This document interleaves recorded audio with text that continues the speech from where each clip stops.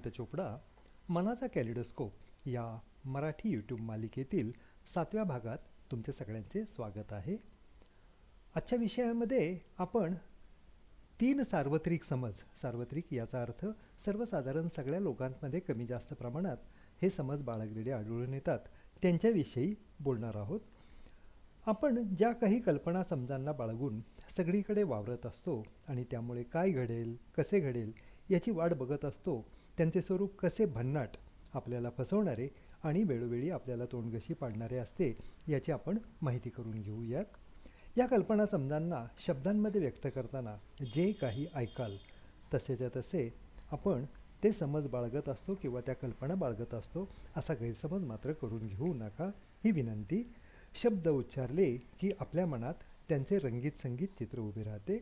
मात्र त्या चित्राला खरे समजलो तर शब्दांमधला स्पष्ट अस्पष्ट आशय आपल्याकडनं निसटून जाण्याची शक्यता असते. असे झाले की शब्दचित्र खरे वाटून वास्तवाचा विपर्यास होऊ शकतो. म्हणूनच ही सावधगिरीची पूर्वसूचना दिलेली आहे. आधी आपण 3 प्रकारचे मूळ समज पाहू, ज्यामध्ये आपल्याविषयीच्या, इतराविषयींच्या आणि आपल्या आसपासच्या जगाविषयीच्या कल्पना व्यक्त केलेल्या आहेत.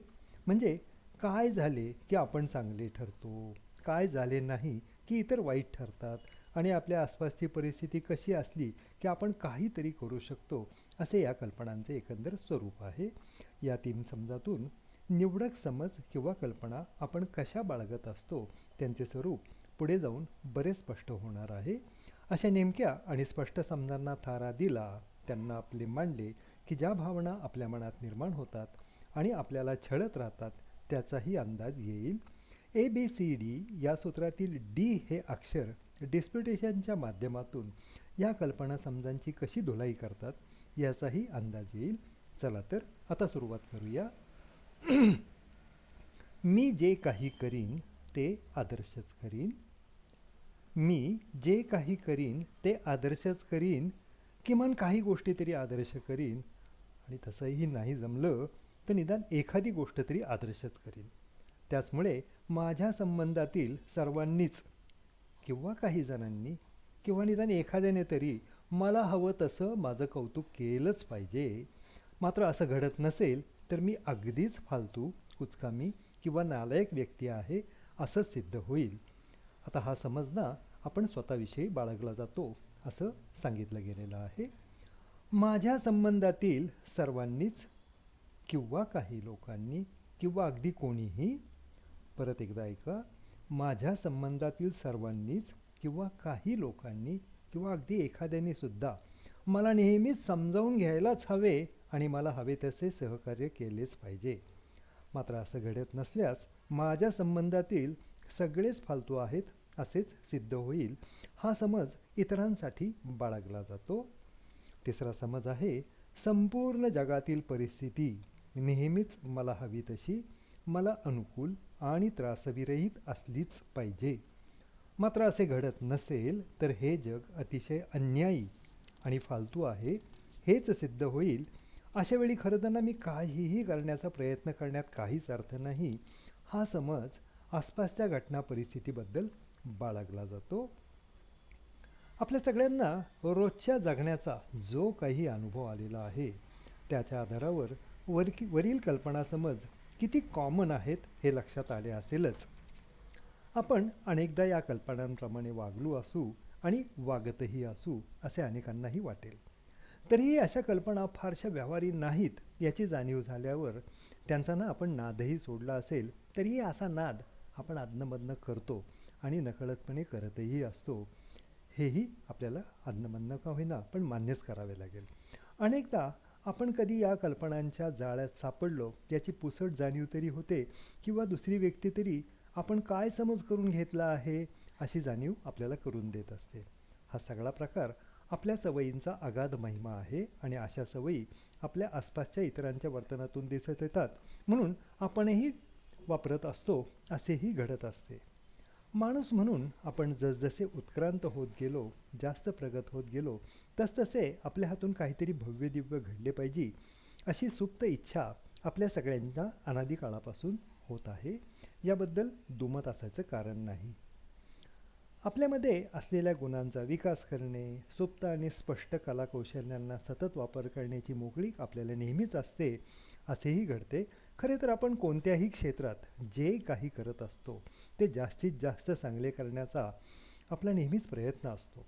पण पहिला स्वतःविषयीच्या समजाप्रमाणे मी जे काही करीन ते आदर्शच करीन ही कल्पना मात्र प्रत्यक्षात उतरण्याची शक्यता नसते, हे आपल्या अनेकदा लक्षात येत नाही.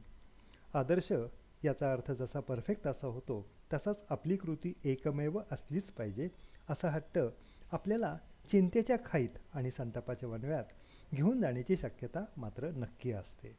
अगदी आपल्या घरातही आपण काही उदाहरणे बघितलेली असतील. मित्रपरिचितांमध्ये आणि आसपासच्या समाजातही अशी उदाहरणे दिसून येतील.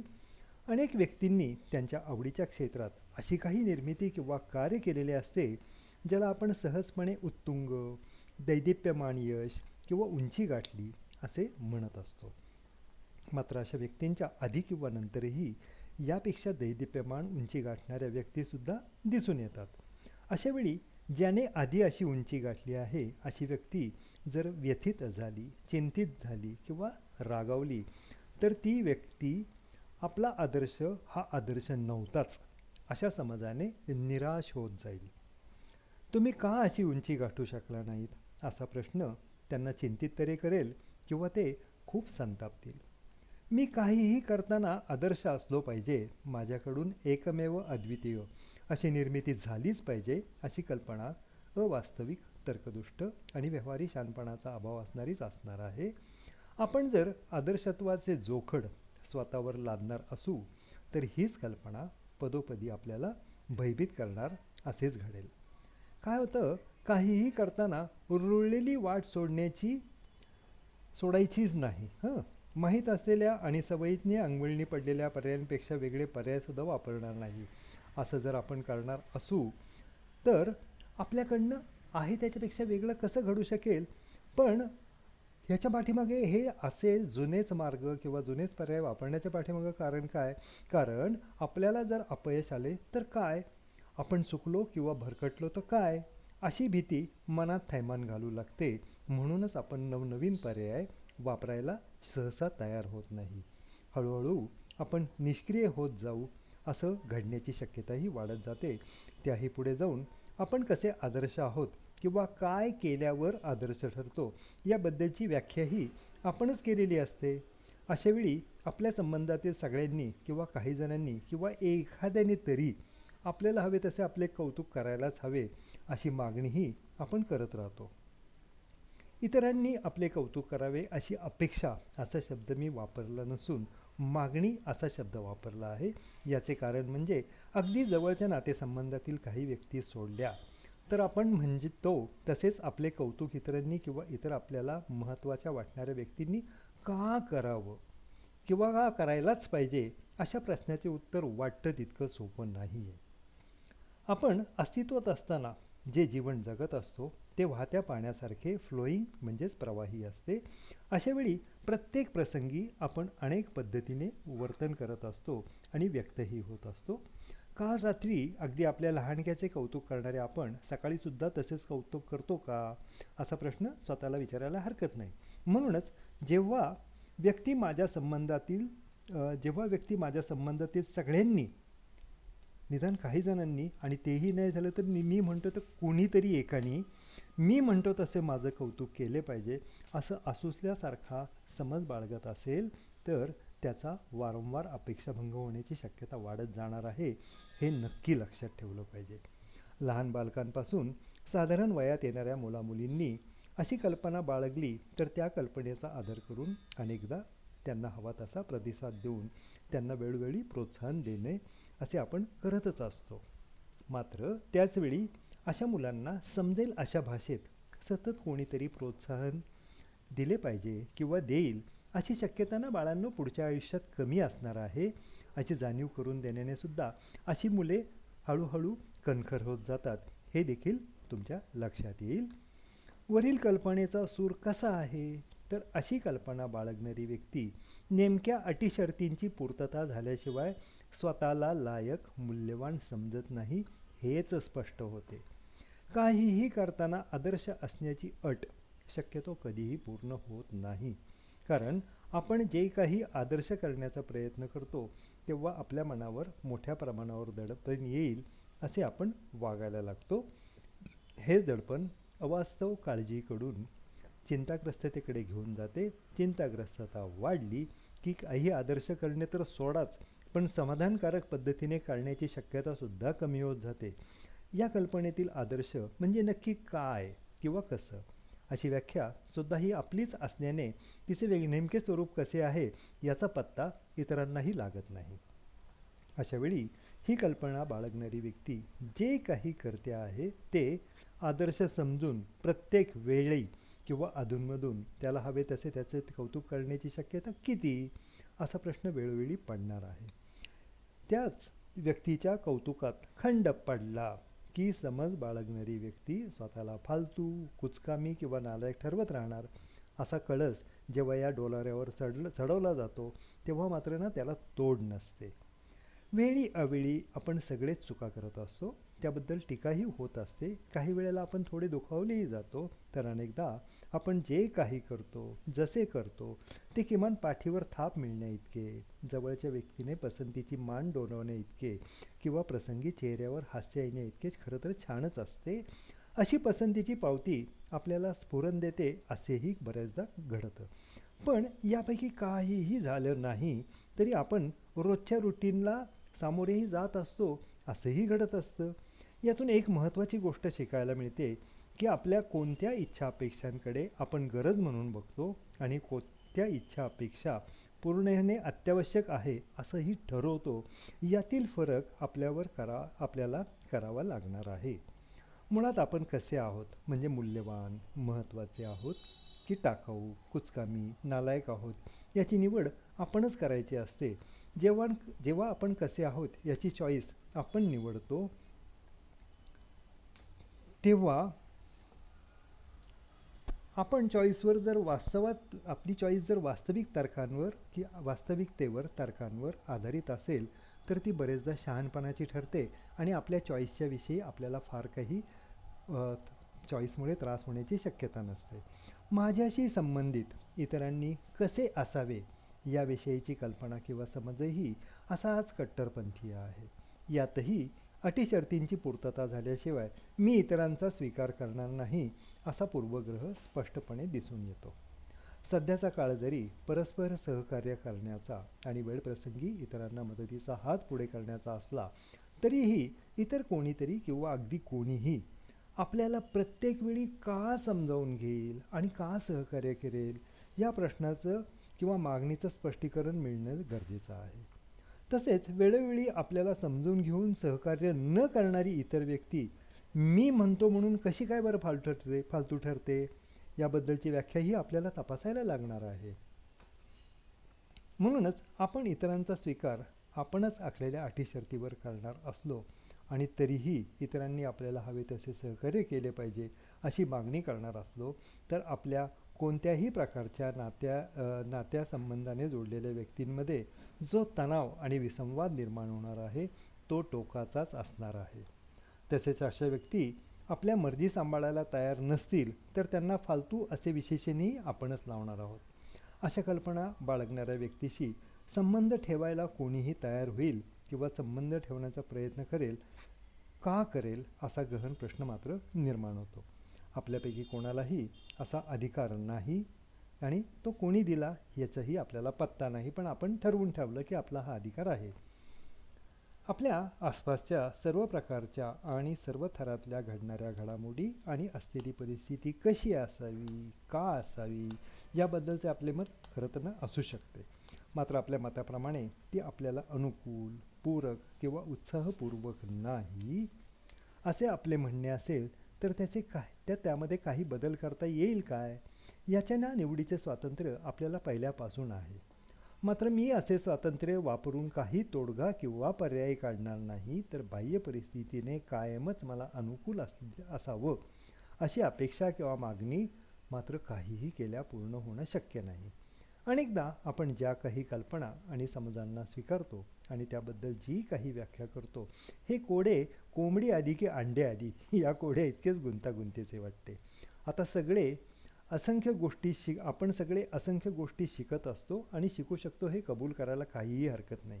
मात्र आपण जे काही शिकलोय यापेक्षा जास्त काही शिकायची गरज नाही, किंवा जे काही शिकलोय त्यातून चुकीचे निष्कर्ष काढतोय म्हणून अपयश किंवा अपेक्षा भक्त सोसतो आहोत याची शहानिशासुद्धा करणार नाही, असंच जर आपले म्हणणे असेल तर जे शिकलोय ते कालबाह्य झाल्यामुळे काही बदल करून नव्याने परत शिकता येते अशी शक्यता मात्र आपण कारणच नाकारत असतो. अनेक खेळाडू, कलाकार, कलावंत, उद्योजक, विविध तंत्रज्ञ आणि आपण सगळेच जे काही करतो आहोत किंवा करू शकतो अशा शक्यतांच्या मागे परत परत शिकण्याची तयारी आणि त्यासाठीचे सातत्यपूर्ण प्रयत्न कारणीभूत असतात.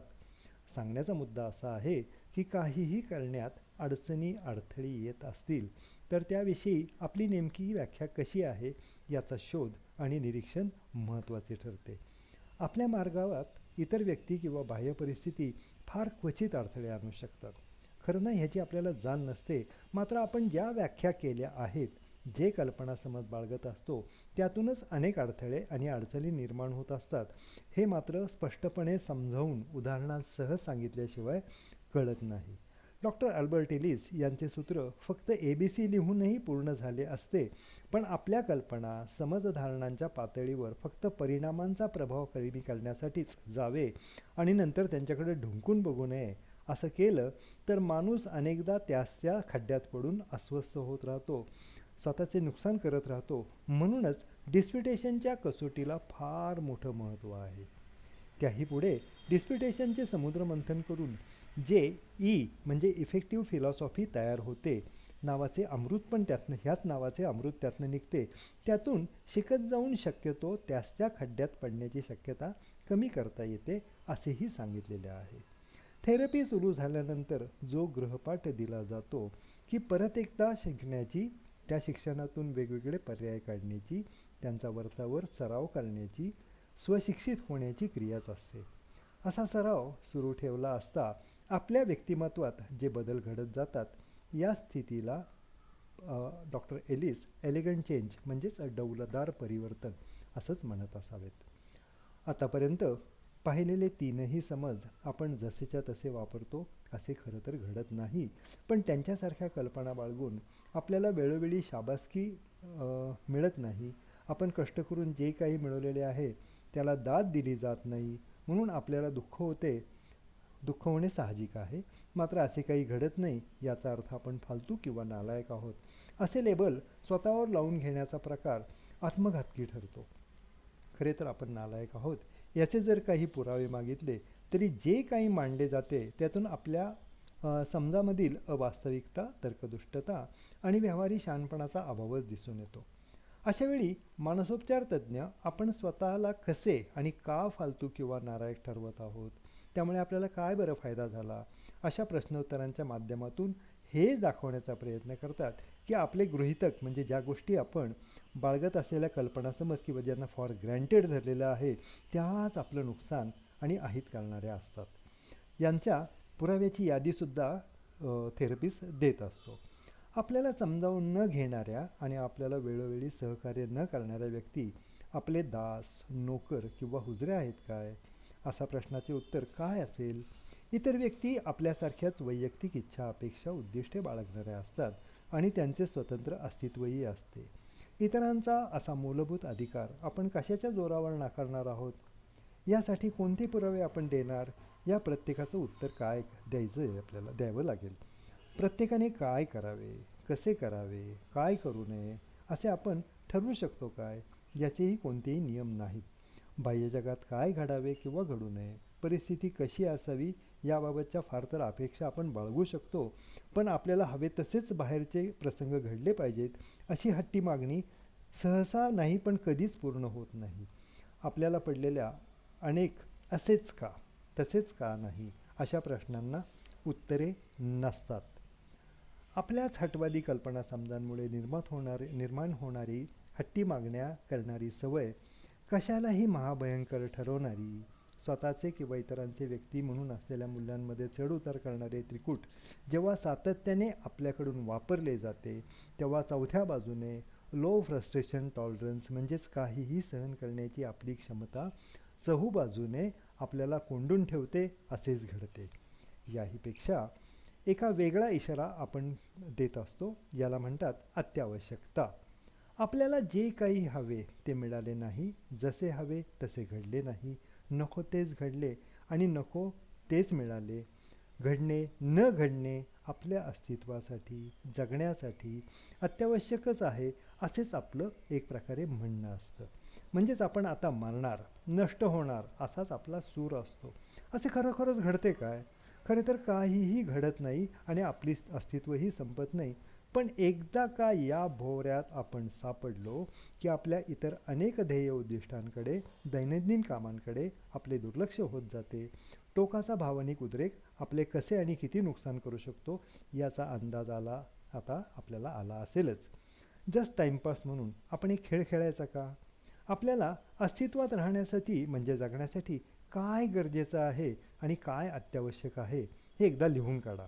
तुमची जर खरंच इच्छा असेल तर ते लिखाण मला पाठवा. त्यावर आपण थोडी चर्चा करू आणि थोडीशी मजाही करू. बघा चालेल काय ते?